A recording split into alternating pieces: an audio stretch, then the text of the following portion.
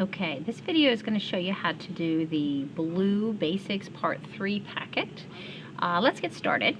Questions 1, 2, and 3, the directions read, classify each triangle by its sides. Here are the three words. Here's your three options. You use equilateral if all sides are equal. Isosceles if two sides equal. Scalene if no sides equal.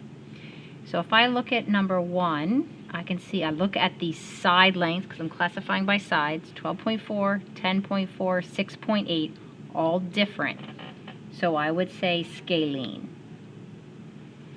The next group, 4 through 7, say classify by angle. You mark it as acute if all angles are acute. You classify a triangle as right if it has one right angle. Obtuse if it has one obtuse angle. And equiangular if all angles equal, meaning they're all 60. Hopefully remember that there's 180 degrees in a triangle, so if all the angles are equal, they'd each have to be 60, because 60 plus 60 plus 60 is 180.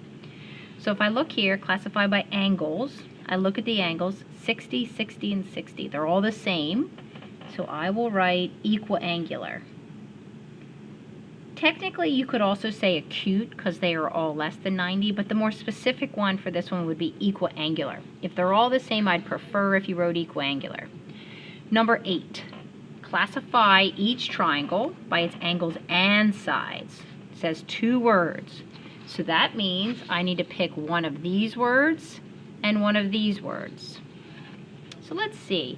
I'm actually going to change my mind and do number 9.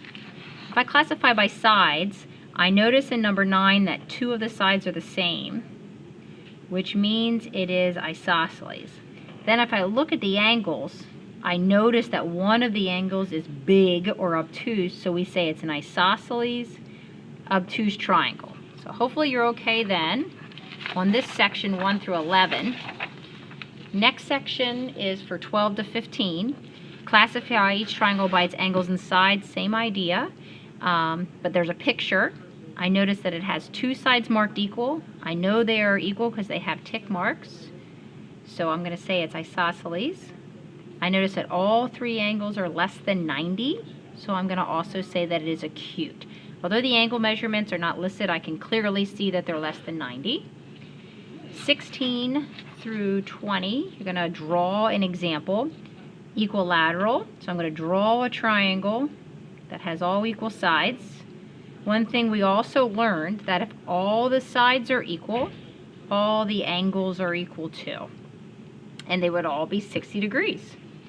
Number 20, I'd also like to do, well, this seems silly.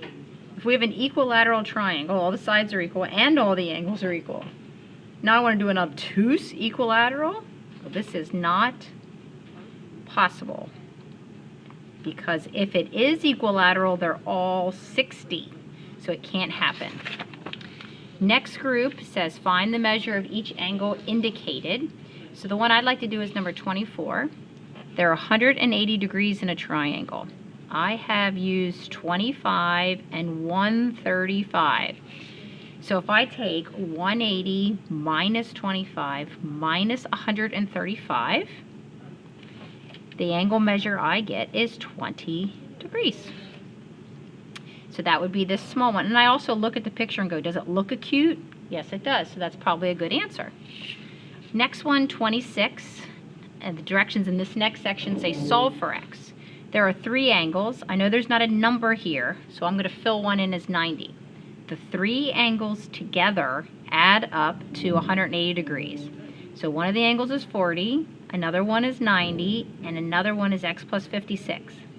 3 angles add to 180. So I have x plus, well, I'm going to combine like terms.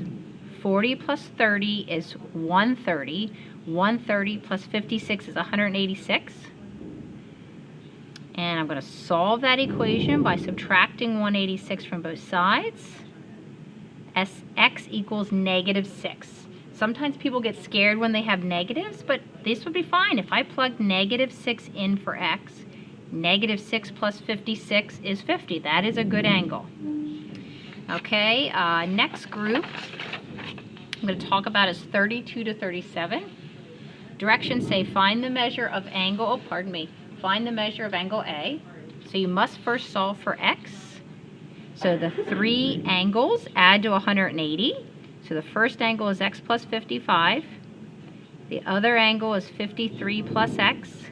The other angle is 80. And the three angles total or sum to 180. So I have one x and another x for a total of 2x. 55 plus 53 is 108. Plus 80 would be 188. Bring down the rest. Subtract 188 from both sides. 2x equals -8. Divide by 2. X equals -4. Okay?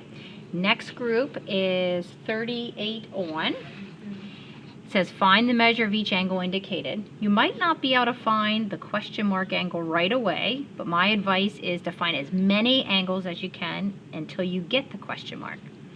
If I know two angles of a triangle, I can get the third from subtracting from 180.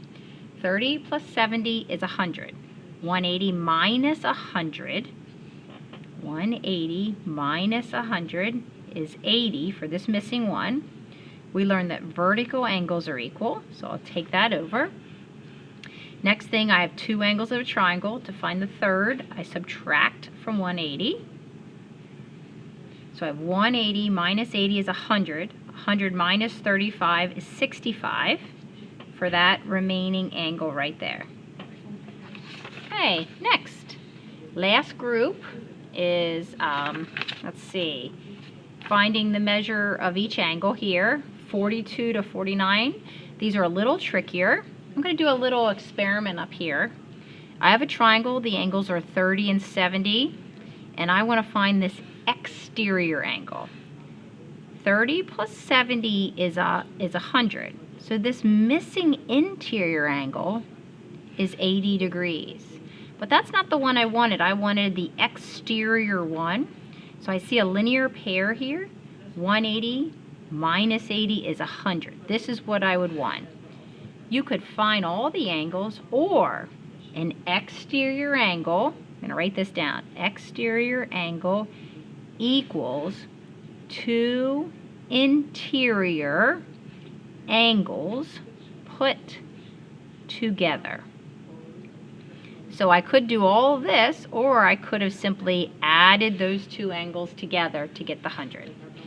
So if I look at 42, I need an exterior angle. So it's these two added together. If I add 87 and 23, I get 110 degrees. I mean, I could find this missing angle first to be 70 and then subtract from 180, or I could just add those together. 44, I have an exterior. This